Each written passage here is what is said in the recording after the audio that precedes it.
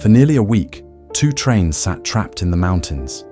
The snow was too deep to move forward, too dangerous to move back.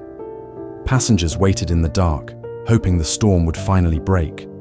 But above them, the mountain was getting heavier. Then, just after 1 in the morning, while many were asleep, it collapsed. A wall of snow, ice, mud, and shattered trees came roaring down the slope. It slammed into the trains and threw them off the tracks into the canyon below. By sunrise, 96 people were dead.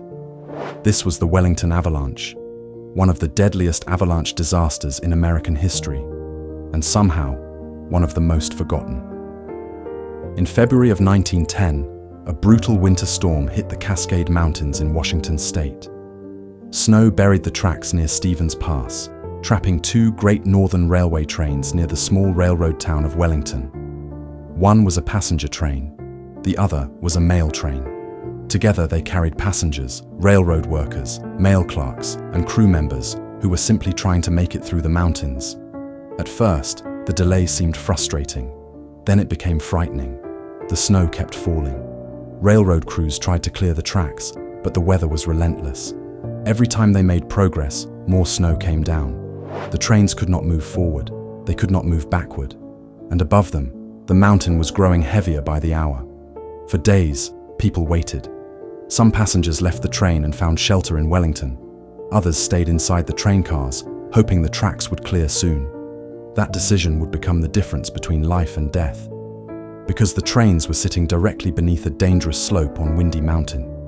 The snowpack above them had become unstable. Then the weather changed. The heavy snow turned into rain. Warm wind swept through the mountains, and that warmth did not make things safer. It made the snow heavier. It made the slope weaker. It turned the mountain into a loaded trap. In the early morning hours of March 1st, 1910, everything gave way. A massive avalanche tore loose from the mountain. It came down with terrifying force, carrying snow, ice, mud, rocks, and broken trees. Most of the people inside the trains were asleep.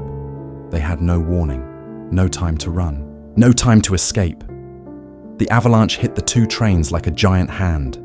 The passenger train and the mail train were ripped from the tracks and thrown down into the canyon below. The cars splintered, metal twisted, wood shattered, and in seconds, the trains that had been waiting on the mountainside were gone, buried under snow and wreckage. The people in Wellington heard the crash. When they looked toward the tracks, the trains had vanished. Rescuers rushed into the darkness, but the scene was almost impossible. It was freezing. It was unstable. The snow was deep, and there was always the fear that another avalanche could come down at any moment. Still, they dug. They searched for voices. They pulled survivors from the wreckage when they could. Some people were found alive. Others were trapped too deep beneath the snow. Bodies had to be carried down the mountain by toboggan. Families waited for names. Newspapers tried to explain how 2 trains full of people could simply be swept away in the night. By the end, 96 people were dead. 35 were passengers. 61 were railroad employees. Some had been traveling. Some had been working. Some had been sleeping. And many never had a chance. The Wellington Avalanche became one of the worst train disasters in American history. But over time, the story faded. Maybe because it happened in a remote mountain pass. Maybe because the victims were buried beneath snow, silence, and distance. Or maybe because the world often remembers disasters with flames, explosions, and sinking ships, but forgets the quiet terror of a mountain giving way in the dark. After the disaster, Wellington itself changed. The town was later renamed Ty. The railroad built more snow sheds to protect the tracks.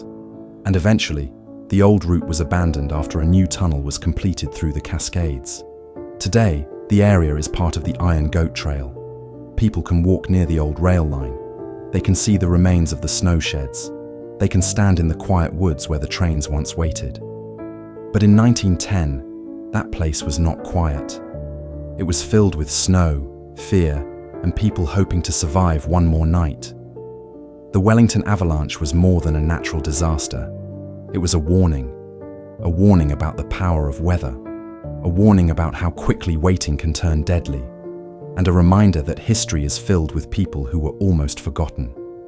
96 people died before sunrise, and their story still deserves to be remembered.